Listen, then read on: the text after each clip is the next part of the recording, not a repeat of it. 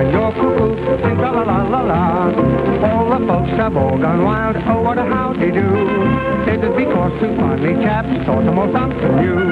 Side by side, you start to glide, forget all your troubles, let everything slide, for I'm cuckoo and you're cuckoo, sing la la la la la. I must have been about 8 years of age. I'd tear home from school to be in front of the radio in the lounge room at 4:30 of the afternoon to hear Billy Bouncer, played by Norman Swain, and his off-sider cousin Binny. And we've got Binny on the line now. Good evening, Binny. I have a tear in my eye after that. Well, you should, because you were much loved in for all your lifetime, but especially at KZ.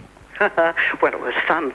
Binny, was it easy stepping into the shoes of Auntie June, because she'd been at KZ for years and years and years through the war, and of course was Mrs. Smokey Dawson. You had a big role to play there in taking over from her. Well, the funny thing is, most of the jobs that I've ever done, I've been put into to hold the fort, as it were, to bide time until someone better came along, because I finished up doing the kids' session for 9 years.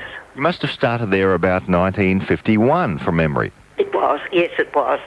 But it wasn't hard stepping into June's shoes, because she really only had slippers on, I think.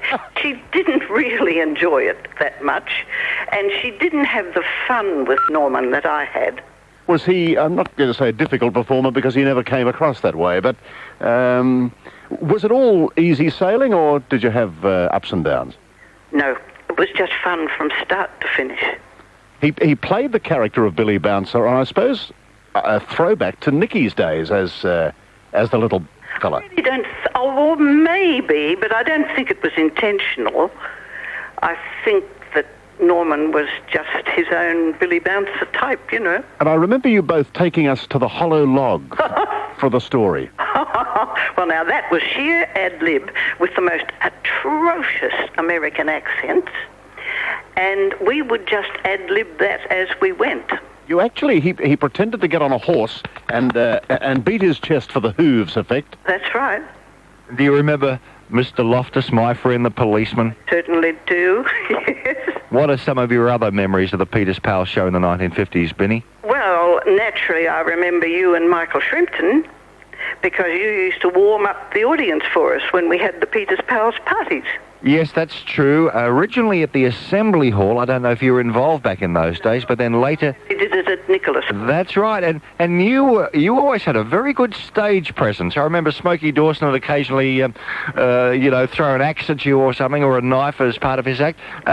Did you have any stage experience before radio? I certainly did, darling. I was on the stage when I was 3. Well, let's go right back to then. Oh, my God, really?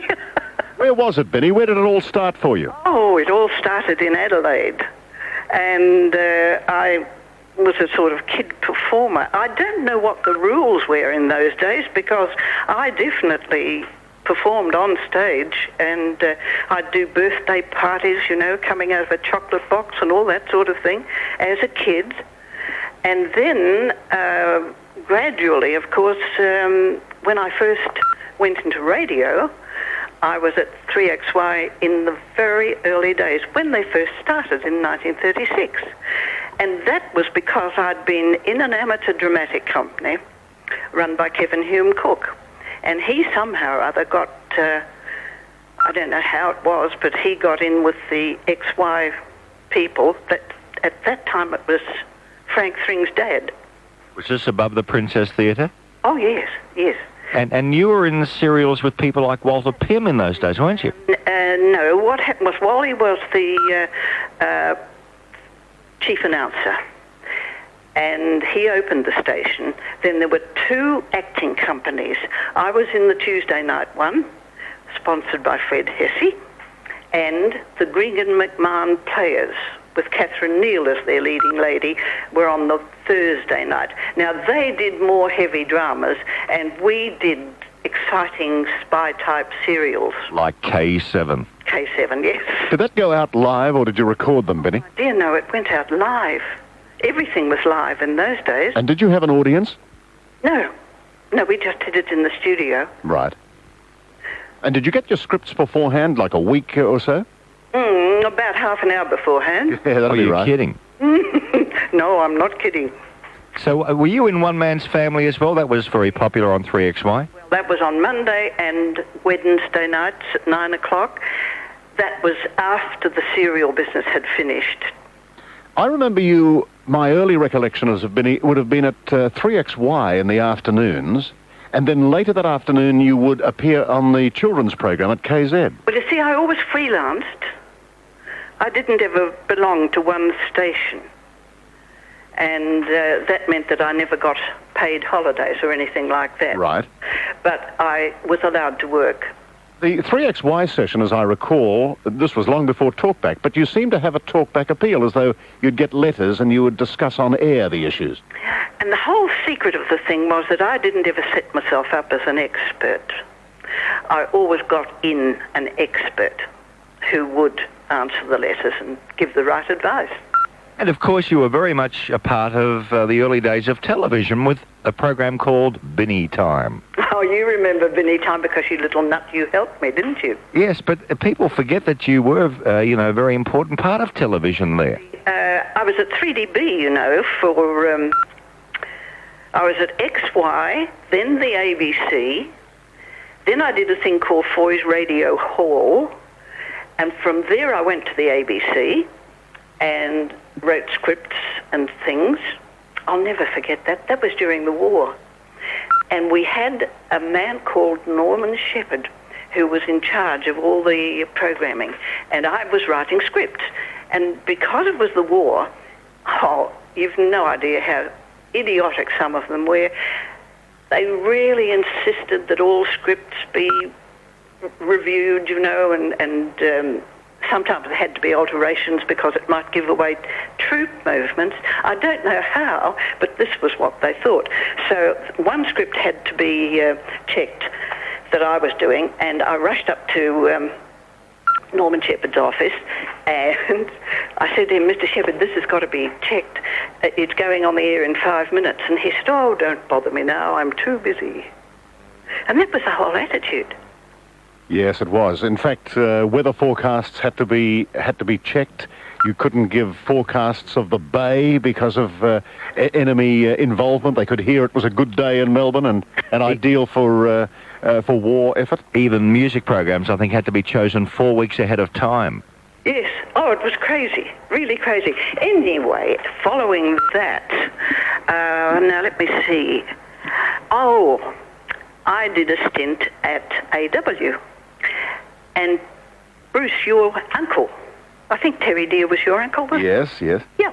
Well, he produced the show, and it was called Under the Dryer. And that was when I gave Miles Wright his first chance on radio, because Miles, they didn't know what to do with Darling Miles at that time, and I wrote a short story every week, and he would read it in the middle of this program. So this was after the war and before you went to 3KZ? Yeah. Well, Binnie, you gave many people a start, including myself, because my greatest ambition was, of course, to get into radio, and one of the first programs that I did turntables for was the children's program on KZ, which involved you and Norman. And that was a wonderful experience. You know, I have lost track of the wonderful boys who did turntables for me. They've all gone on to huge successes. Now, you have young Ernie Sigley, who's not young anymore, I suppose, but I think of him as young Ernie Sigley. Of course. Louis Fyander, who's now a good star, and he's a wonderful actor. Ian Major, Dick Hemming. Yes.